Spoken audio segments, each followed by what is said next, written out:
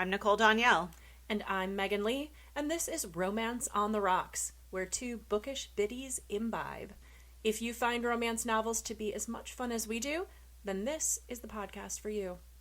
If you are new to the podcast, we do a lot of fun things in our regular episodes, like award a booby prize for the first mention of breasts in a book. We also share some favorite quotables from our books and a romantic reminder that we've gleaned from our novels. We also rate our books on a spicy Scoville scale unit. We are covering Scottish and Irish themes for the month of March. We are adding in the Scotch bonnet pepper, which is between a jalapeno and a habanero. And why are we adding that in, Nicole?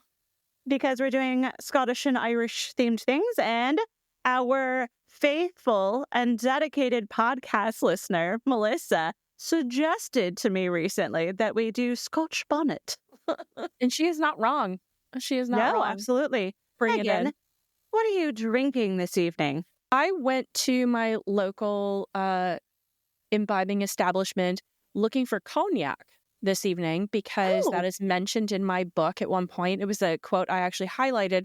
And then I realized I don't think I probably want to be drinking that. And also the bottles are too big and it will just sit in my kitchen and rot along with the bottle I bought last week of the plastic scotch. What? Oh, yes, the plastic scotch.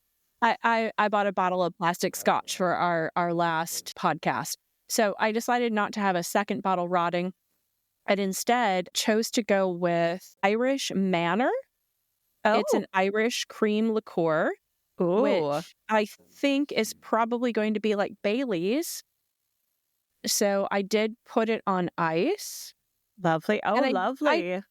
I do feel like this cool bottle here. I mean, this one has cows, but the book I'm reading is a sheep farm. Oh, so, okay. Kind of close enough. And they both have little Irish manners. So that is what I chose for this evening. How about you? I have gone with oatmeal porter from Highland Brewing in Asheville, North Carolina.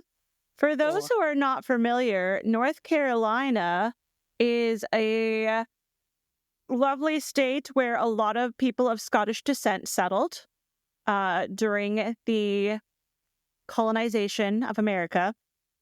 And within my book for this evening, they do drink a lot of beer and ale. And so I felt like this was appropriate to do an oatmeal porter and Highland Brewing. Love it. I feel like we're pretty on theme for tonight then. Yeah, your turn first this time. I think I get to go first. Oh, you no. Oh, no.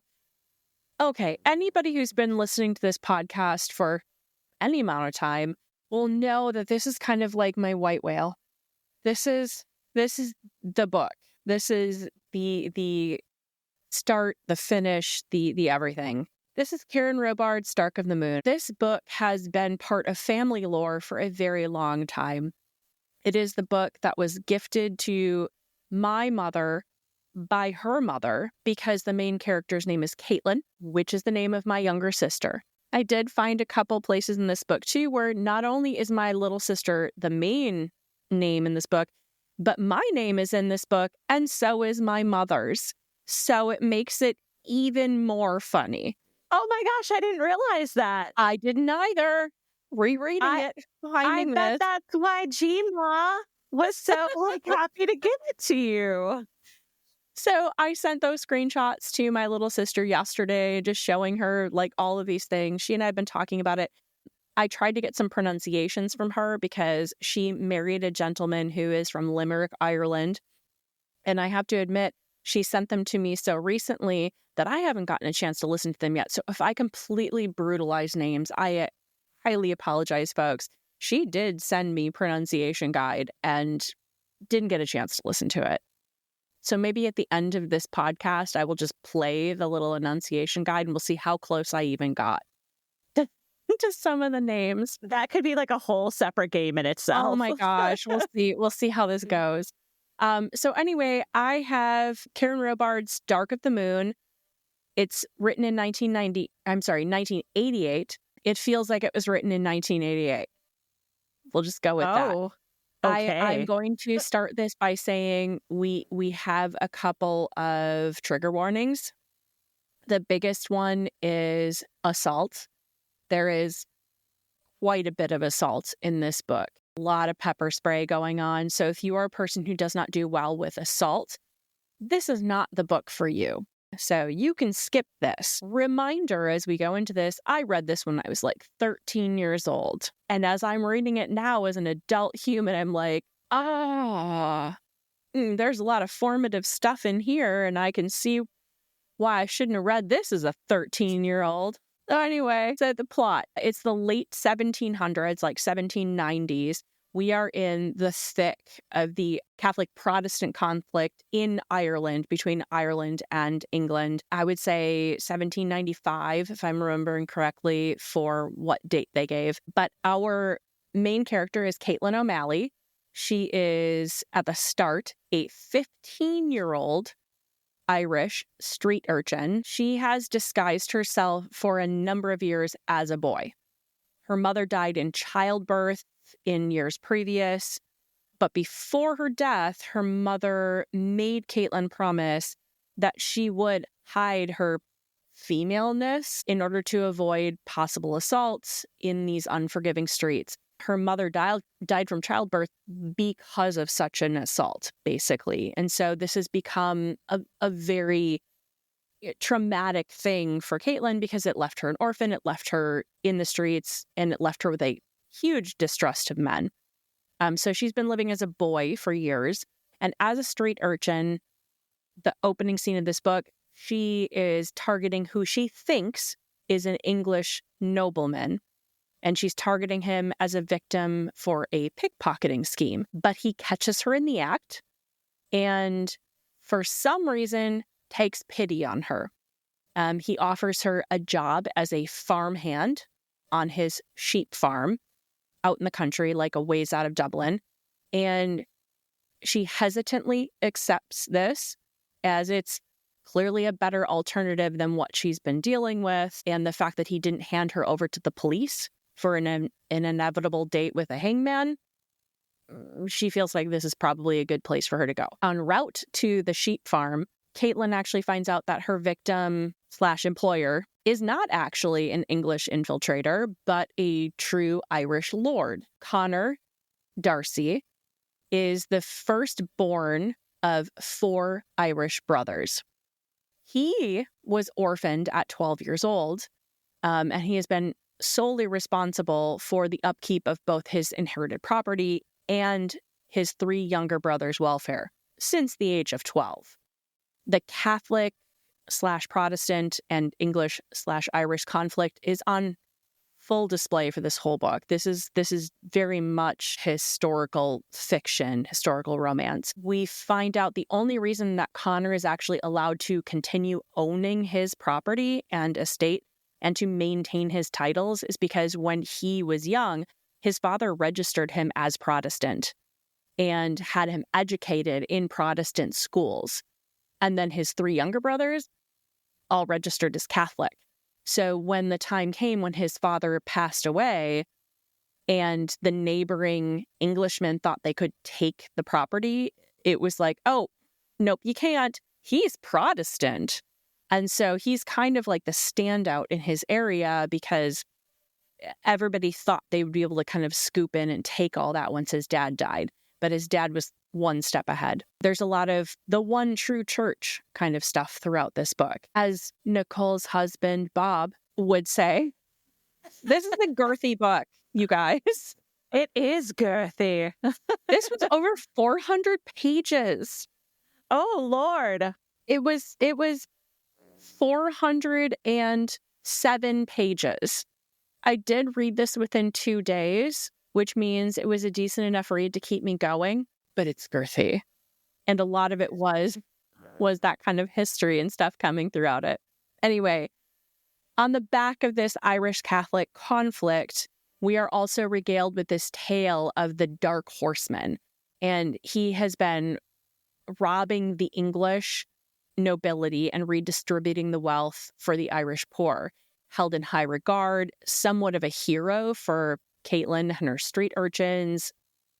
basically a Robin Hood in that I area. was going to say he's like a Mr. Darcy Robin Hood. Yeah, a Robin Hood. So you've got this Dark Horseman that's also kind of in the background. And when you meet Caitlin and her other street urchins, you see that they're all trying to kind of vibe with that. They're trying to be that kind of thing. And that's one of the things that moves them forward. So you can see this all kind of riding through the theme. Within the first couple pages of the book, we are introduced to Caitlin's Irish temper. It is on full display this whole book. If somebody was going to play into the tropes, they took that one and they just like really went with it. This girl is angry the whole time. I swear. And that is not something I remember from reading this as a middle schooler, was how angry she was all the time. Do you think it's because she's a ragey hormonal teenager? Or they're just really playing to that Irish aspect?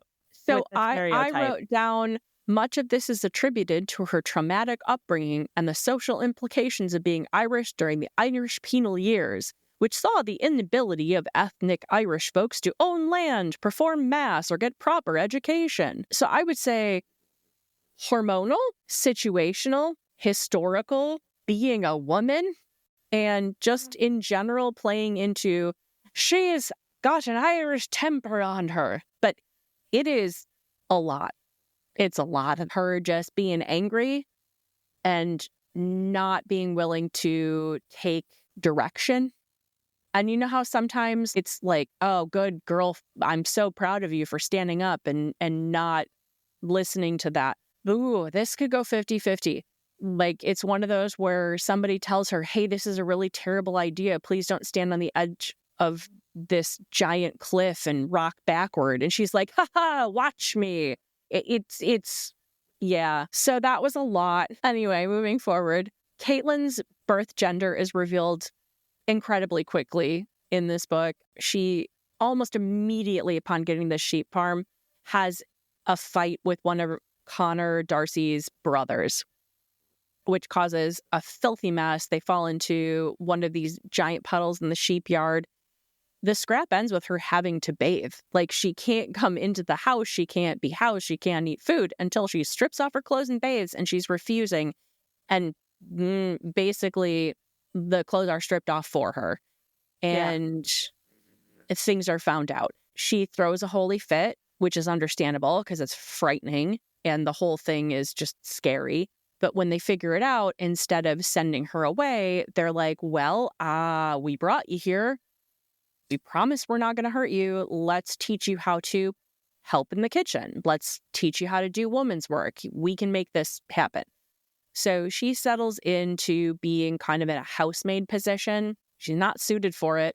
She doesn't know how to do it. She hates the dresses. Everything about it is just awful. So a lot of times she's trying to just, skedaddle out of that and do other work. So she's still out in the field. She's still helping with the sheep, whatever. One of the things I appreciated about this book was the timeline. For me, I have a really hard time with they met on Monday, by Wednesday they were engaged. It was true love. I hate it. I hate that. Oh, I thought it was your favorite. This book has a lot of problematic stuff, but it also has some things that I can appreciate. So now we're going to get into that because I'm not going to ruin the ending. What I took you through is maybe the first quarter of the book. There is so much that happens. So like the first 100 pages. Yeah. Yeah, probably. So the beginning of the book, she's about 15. By the end of the book, she's probably about 19 or 20. So there's a significant amount of time that happens in this book. So they've known each other for 2+ years. She's age of consent, whatever that might be and how you feel about it. But they've had quite a bit of time to know each other and not know each other surface-wise, but really know each other. They've lived in the same house. Right. They've had years to build a relationship. Going back to the assault and the pepper spray, there is a very large portion of this book that delves into assault. I remember it being inappropriate sexual assault penetration. Reading it again, it is more like sadism and pain types of stuff. So this is what I was reading at 13, and I didn't quite understand what was going on. Now that I've read it as an adult, it still makes for a really interesting book because I still don't feel like I've read anything quite like this in the years since. So that is what it is. Things that I thought you would appreciate in the beginning of the book, Connor Darcy is described as having the devil's eyes, which, if we go back, I think it was your Kentucky book, right? Your Kentucky book and one of the earlier ones where he was often described as the devil with the devil's eyes. The Bluegrass King, where Janet Daly, and I believe that was episode 3 of season 1, the Southern Romances, repeated mentions, comparisons to his smile, his eyes being devilish, satanic, etc. Yeah. So Connor's eyes are very frequently described as being the devil's eyes. I thought you'd get a kick out of that.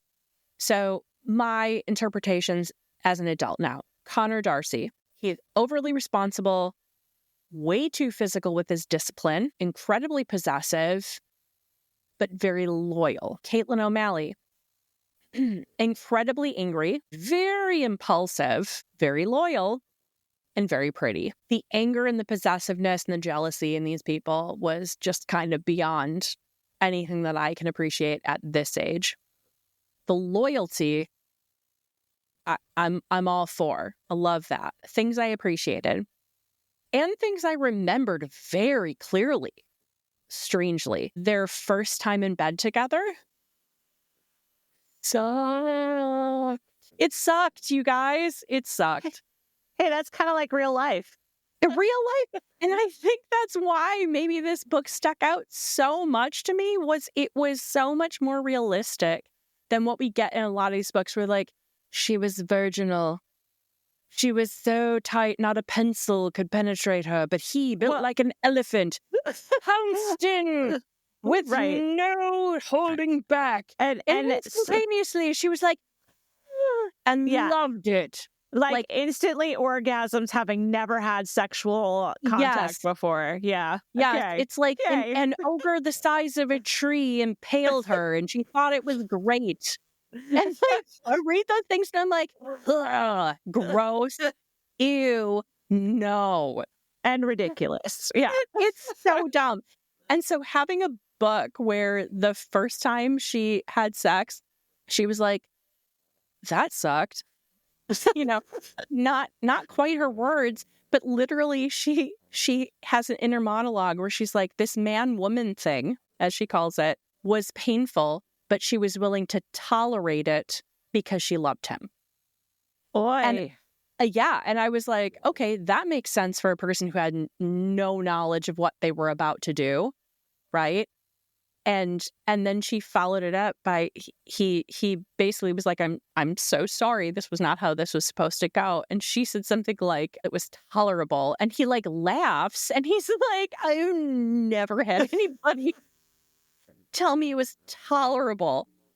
She takes that as a compliment, thinking that she took this like a champ, and she responds with, well, I love you, so that probably made all the difference, which in my head is even freaking funnier because, like, she's thinking I did this thing very well, and he's like, oh my God, I failed so badly, right? Just between the two of them.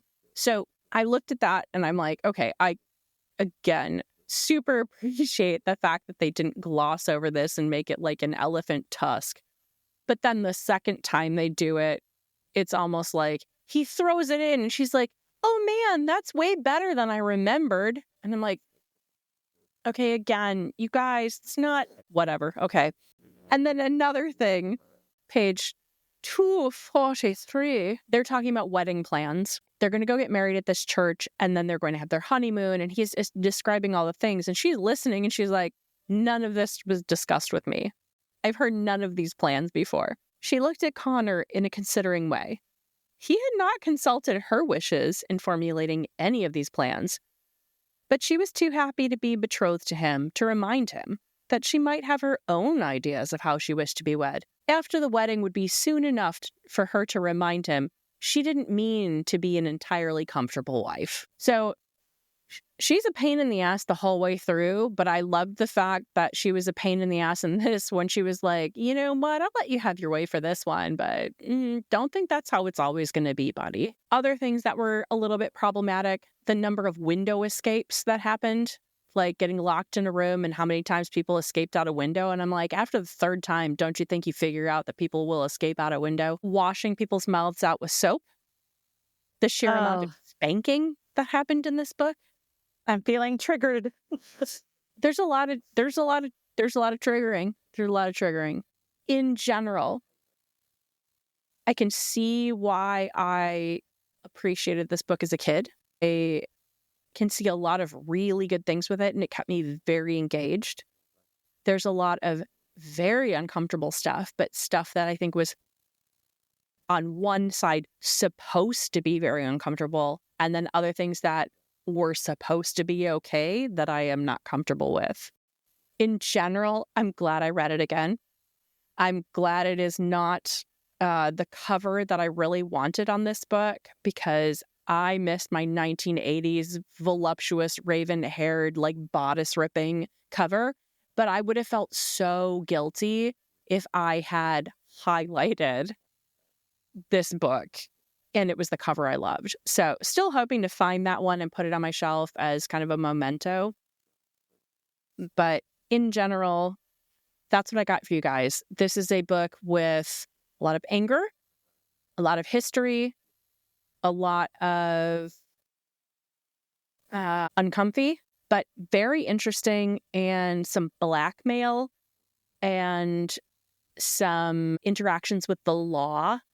And yeah, I just, it kept me engaged. So happy to have read it again. And I would put this one at maybe, I'll go Scotch bonnet since we have that option right now. Okay, because Scotch bonnet. Yeah. For this book being as like sexual as it was, they only did it 3 times through this whole book in 400 pages. Oh, is that all? That's all. There was a lot of name calling, a lot of sexy name calling, but only 3 sexy acts, in my opinion, unless you're into the sadism, and maybe there's more sexy acts for you, but not so much. Oh, and I'm looking at my notes right now. I'm sorry, you guys. This is like the most fun part. So what I highlighted here, my younger sister, again, her name is Caitlin. At the very end of this book, she gets a brand new horse, and it says, Caitlin called her Meg. And I wrote to my sister, I'm like, Kit, you get a horse and you name her after me. I'm like, oh, so exciting. So I'm a horse in this book, you guys. I'm a horse in this book. Nice. There were also a lot of very interesting vocabulary words I had never seen anywhere else. And same younger sister and I always laugh about the fact that in the Wheel of Time series, he uses the word poleaxed at least once per book, which we had never seen anywhere else. And, you know, now that we have the word in our vocabulary, we think it's hilarious. Never seen it before except for the Wheel of Time series. And I swear to God, Robert Jordan used that word all the time. It was like part of his basic vocabulary. And I'm like, who uses that? That's a stupid word. Hey, guess what? She uses it multiple times. So that just kind of brought me back to my roots. And I thought that was just so freaking funny. Any food items? Because this year we've been kind of writing and taking note of food items brought up in our romance novels. Yeah, so we've got gruel, and we've got, in general, just nice family dinners in between. But the gruel kind of got me. I thought it was pretty fun. And the cognac. Nothing spectacular in this book, food-wise. Booby prize. On page 42. So, you want to go there? I'm going there, and I am almost positive that you're beating me because you beat me all the time. That's why last podcast was just such a victory for me. Let's hear your booby reference first before I reveal my page. Page 42. Her breasts were small, but they were definitely there. And a wet shirt without a coat pulled in front of it would reveal all. So I got, so not sexual, but it's when she was trying to still hide her true identity. My booby quote is, yes. Do you want to give it to me right now, or do you want to wait until you're already done with your... I'm going to give you the quote first. Oh, no, okay. Yes, the petticoated variety. 2 arms, 2 legs, 2 breasts, commonly considered the gentler sex. Meghan, we have a new record. Page 3. Well, I knew it. I knew it.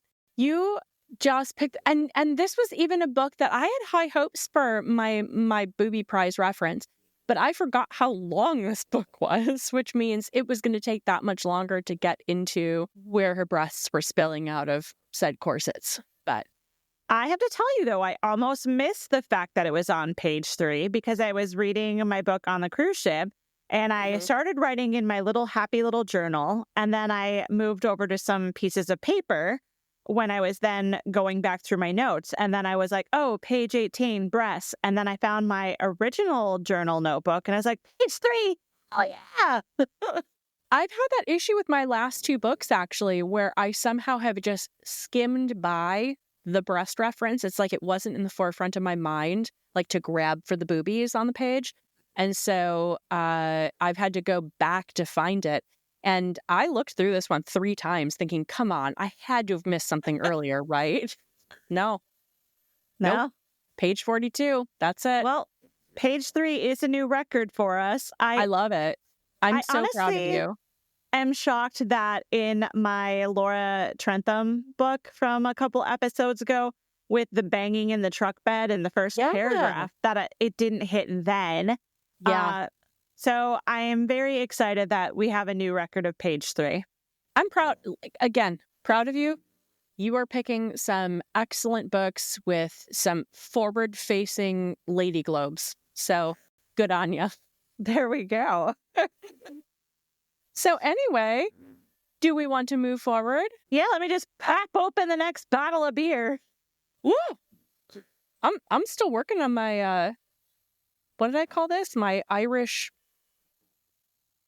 manner. How is it tasting, your Irish manner?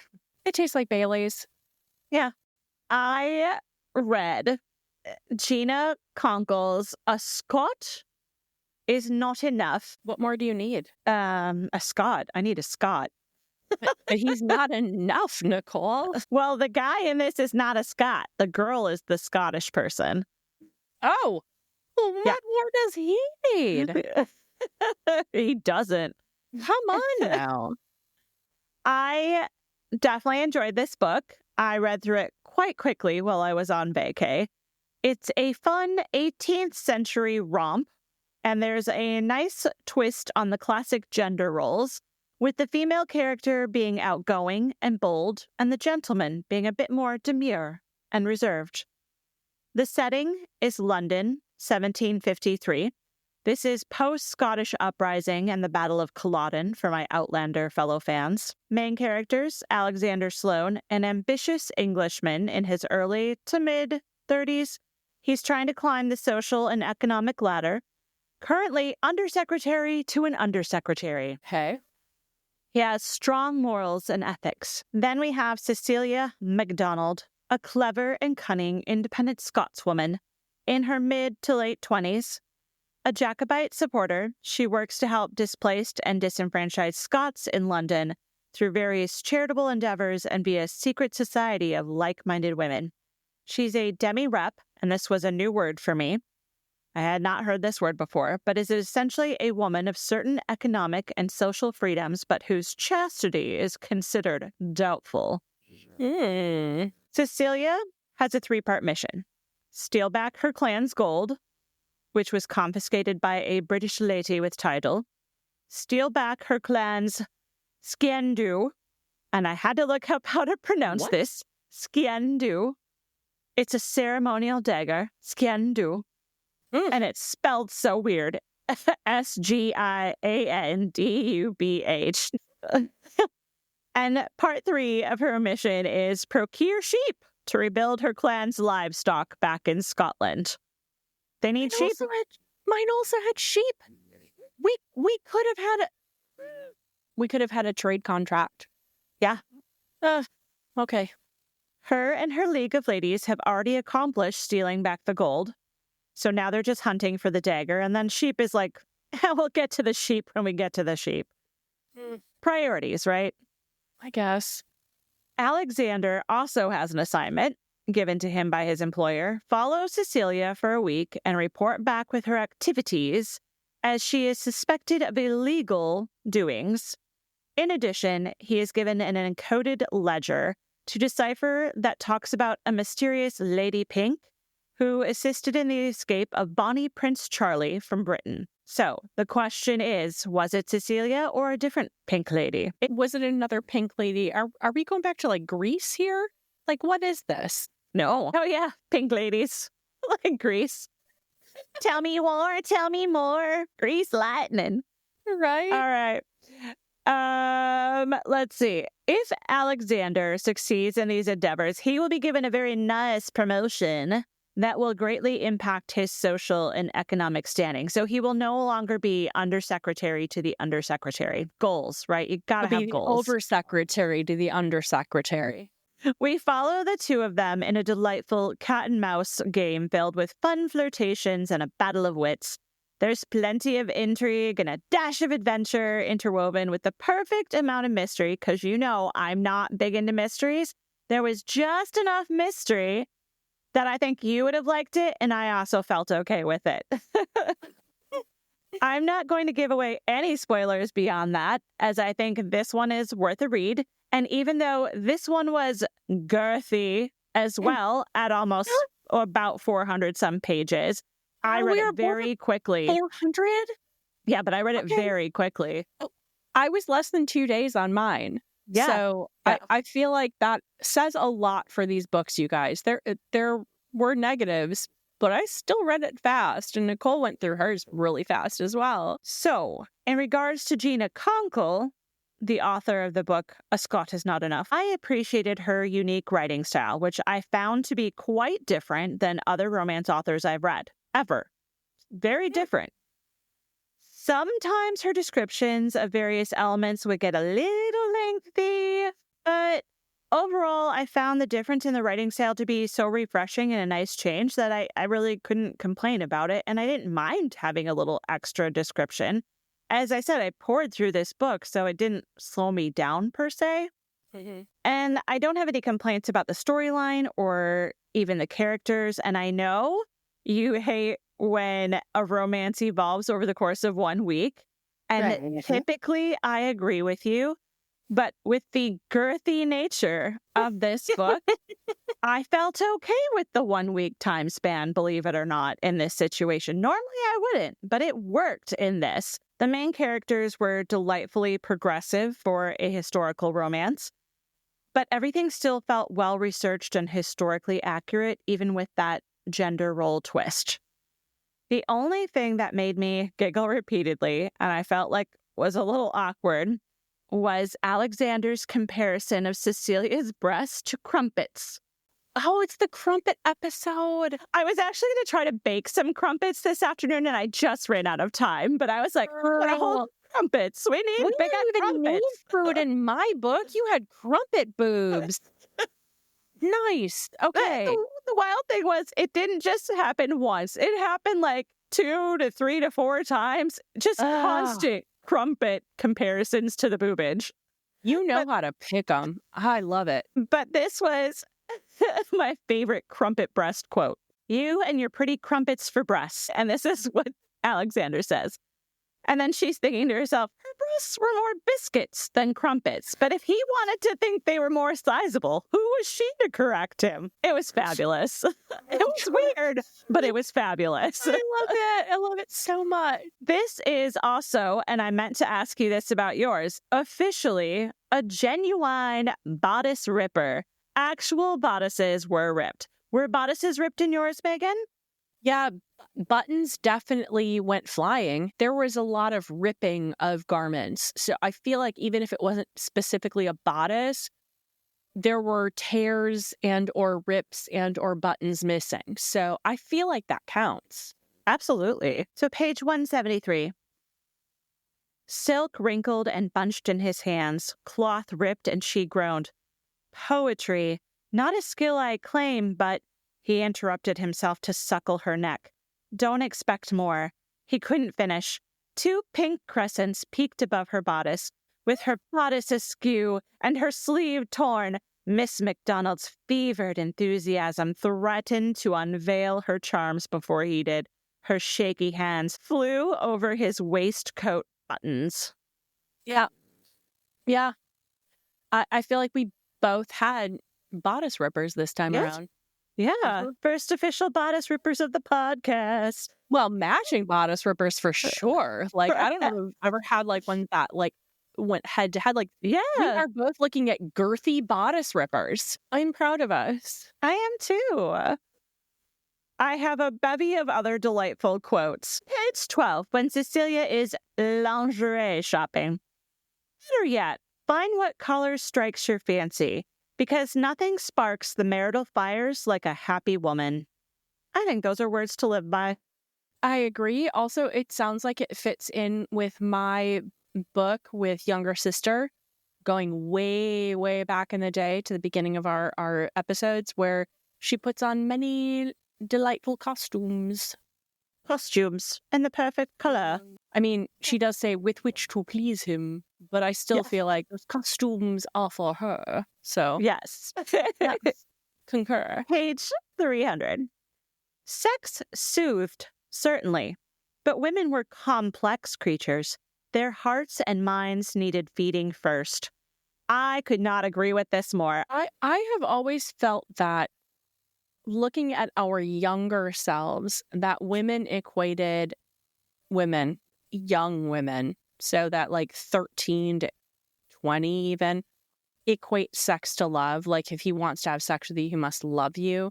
Whereas they just, at that point in time, it's like just a bodily function. Whereas then you get much older and it's like you get from like 20 and beyond. Men get from 20 and beyond. And you as a woman are like, nah, that's a tool. That's a tool, and I need my mind to be engaged with. Whereas the men then see the sex not being there as a lack of love. It's almost like this weird flip-flop. Like we go from women equating sex to love to men equating sex to love in like totally different generational things. And I don't know how true that is. It's just how I have always kind of seen it. So tell me what your interpretations are on I definitely folks. feel in my current stage of life that I need my mind fed. I need conversations before I dive right in. I very much feel like I need conversation and mental and emotional engagement to get the home fires stirring. There's just different levels to what people need at different times. Yeah. You know, what I needed at, teenage years compared to what I needed in my 20s, 30s, 40s. It's all been very different. And being able to relate to that and see why somebody else's needs are different than my own and why there are moments of compromise or moments of not compromising because, this is, I need this for myself, whatever that might be. Like those are all very valid, but it's identifying those and, figuring out how to move forward with them. And that's not always romantic to come out and try and express your needs. But it's true. The communication is so key. Oh, the communication. Going back to what we harp on, like in every episode, communicate. God, there was no lack of communication in this book, let me tell you. Oh, there was lack of communication in mine, although what was worse was the jealousy. The jealousy and possessiveness in this book.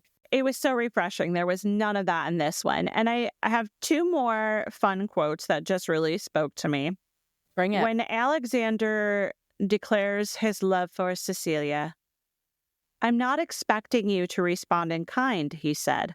"But given the chance, I want to be the gentleman who makes you laugh and smile and pours all manner of happiness into your heart." I thought that was very sweet. And then there was another quote where he's kind of thinking to himself, was it possible love multiplied? Did it compound like interest, getting bigger and grander with time? Maybe it's because I've been working on my taxes a lot lately, because it's that time of year. But I really felt this quote. I was like, yes, love is like interest and compounds with time. It should be, at least. It shouldn't be an account that you put all your money into and then you suddenly find yourself robbed blind. You know, Which unfortunately does happen. It does. And that's the thing Yeah. is, like, if you're investing, you need to be investing with a reputable source on the other side. And that's having a reputable partner. Yeah. Oh, boy. So I give this one, sadly, I cannot award it a Scotch bonnet. I have to give it a jalapeno. There was a sexual encounter, but it didn't get too detailed. And when it came to the actual copulation, it was quite brief. The book was honestly mostly about their witty banter and verbal flirtations, of which there were plenty. Other foods besides crumpets, there was a lot of cheese for me. This book. Cheese and crumpets. Cheese You and win on crumpets. You've got the breast reference, you've got the cheese, you've got the crumpets. There was food in my book, but nothing that stood out as like that is exemplary food that I need to really make a note of. Now, in the next book I'm going to be reading, I already have my drink picked out. I've already talked to my local liquor store guy, and he very graciously came over and helped me pick out the right bottle. Lovely. Yep.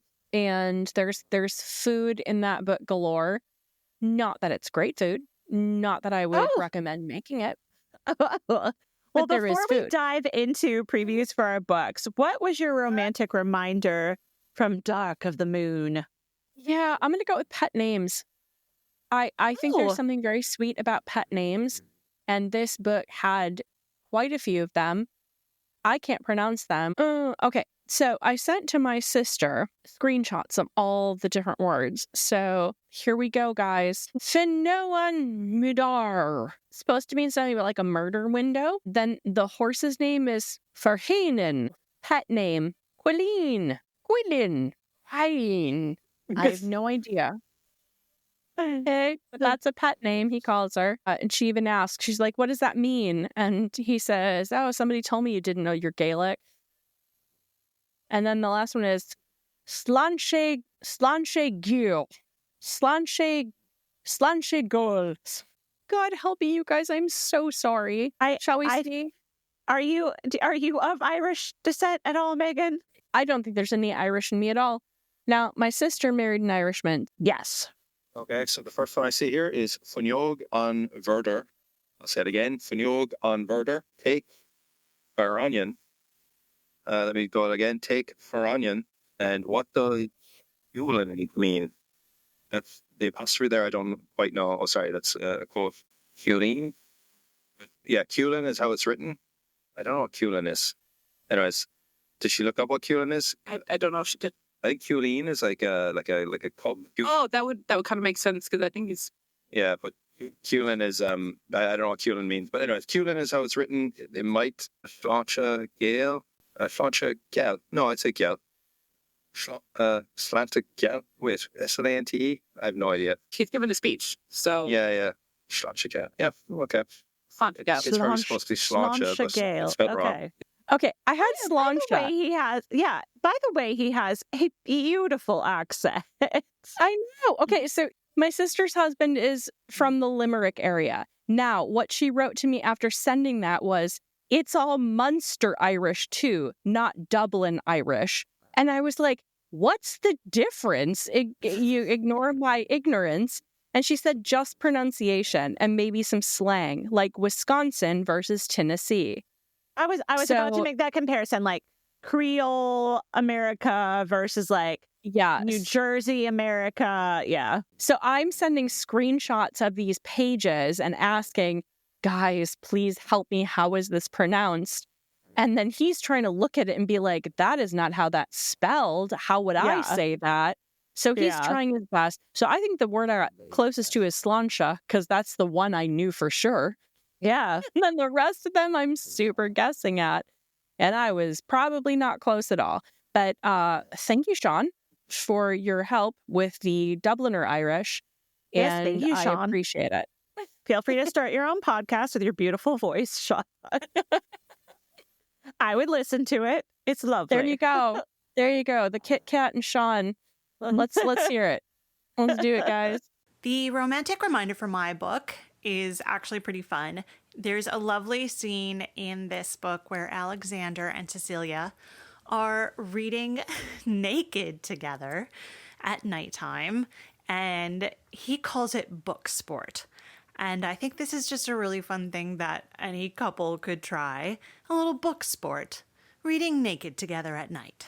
All right, Megan, what is the preamble for your next Scottish-Irish book? Yeah, okay. So I have Lynn Curland, and it's called All For You. I'm almost through with this book. I still am having a very hard time with the main character's name. Not from pronunciation, but because it's stupid. Bear with me. Peaches Alexander. Wait a minute. Rewind. What?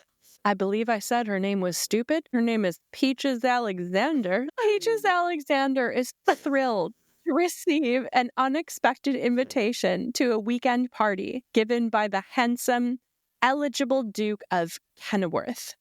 The only problem? Stephen de Piaget, a stuffy medieval studies scholar who seems determined to get in the way.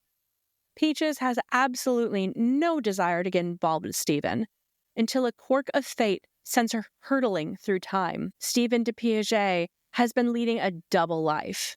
Respectable professor by day, knight in training during holidays and summer terms. When Peaches goes missing, Stephen knows he's the only one who can rescue her from medieval peril. Little do they know that the greatest danger they'll face won't be the business end of a sword, but their own unruly hearts. Question, what time period is this supposed to be? This book was written in the early 2010s. I believe it was written in 2012. Yeah. And then it bounces back and forth between 2012 and medieval times. Oh, we're time traveling.